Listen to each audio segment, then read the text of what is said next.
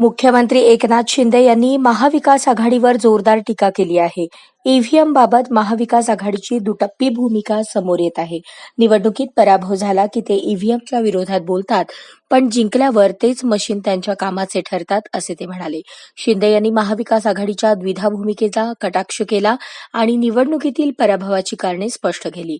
त्यांनी सरकारचे कामकाज प्रगल्भ असल्याचे सांगत विरोधकांनी ईव्हीएमवर अनावश्यक वाद न उठवता जनतेच्या कल्याणासाठी काम करावे, असे आवाहन केले. एमव्हीच्या बाजूने निकाल लागतो तेव्हा ईव्हीएम पण चांगलं असतं, निवडणूक आयोग पण चांगला असतो, सुप्रीम कोर्ट हायकोर्ट पण चांगला असतं. आणि जेव्हा त्यांच्या विरोधामध्ये निकाल लागला की मग ते ईव्हीएमवर आरोप करण्याचं काम गेल्या काही दिवसापासून करतायत. यापूर्वी निवडणूक आयोगावर आरोप केले होते.